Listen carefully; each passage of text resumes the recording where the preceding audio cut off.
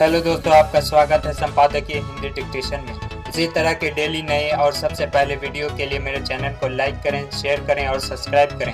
Bell icon पर click करें ताकि हमारे वीडियो के नोटिफिकेशन आपको सबसे पहले मिल जाए। डिक्टेशन स्टार्ट करते हैं। 5, 4, 3, 2, 1 स्टार्ट। यह दुनिया इसलिए खूबसूरत है कि चारों तरफ दिखने वाले छोटे छोटे निजी हितों और चिंताओं के दायरे में सिमटे लोगों के साथ चलने वाले समाज में अक्सर ऐसा भी कोई उठ खड़ा होता है जो अपनी जिंदगी को समाज और संस्कार के कल्याण के लिए झोंक देता है। सुंदरलाल बहुगुणा एक उसी प्रकृति के शख्स थे जिन्होंने अमूमन हर बार ठीक वक्त पर दुनिया के भविष्य के लिहाज से असली मसलों की पहचान की और उनके हल के लिए अपनी सीमा में सब कुछ किया। अंदाजा इससे लगाया जा सकता है कि जिस उम्र में किसी बच्चे के पढ़ने लिखने या खेलने कूदने से उसका परिवार और समाज खुश होता है, उस दौर में उन्होंने राजनीति की दुनिया में अपना कदम रख दिया। उत्तराखंड के टेहरी में 9 जनवरी 1927 को जन्मे सुंदरलाल बहुगुणा ने महज 13 साल की उम्र में गांधी जी की प्रेरणा से यह तय कर लिया कि कैसे अहिंसा के रास्ते पर चलकर देश और समाज की समस्याओं का हल करना है। उनकी खास बात यह थी कि उन्होंने मनुष्य और समाज की समस्याओं की असली जड़ों की पहचान की, खास तौर पर समाज के कमजोर तबकों और पर्यावरण के सवाल पर। जहां बहुत सारे लोग पीछे हट जाते हैं, सुंदरलाल बहुगुणा ने इन सवालों को चुनौती की तरह लिया।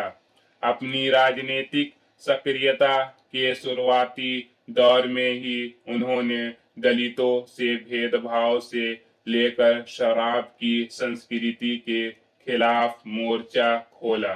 बालिकाओं को शिक्षा दिलाने के लिए ठोस दखल दिया। संभवतः अपने मूल लक्ष्यों की ओर बढ़ने के रास्ते में राजनीति उन्हें अपने अनुकूल नहीं लग रही थी, इसीलिए बाद में उन्होंने खुद को समाज और पर्यावरण के सवालों से जूझने के लिए समर्पित कर दिया। 1970 के दशक में उन्होंने पेड़ बचाने के लिए जिस अभियान की शुरुआत की थी, उसकी अहमियत से आज दुनिया वाकिफ है। यह वही दौर था जब एक तरफ प्रदूषण बढ़ने को लेकर चिंता जताई जा रही थी और दूसरी ओर पेड़ों को काटे जाने का खेल भी चल रहा था। सुंदरलाल बहुगुणा ने इसका तीखा विरोध किया, लेकिन उनके विरोध का जो तरीका था वह आज इतिहास में दर्ज एक सुनहरा अध्याय बन चुका है।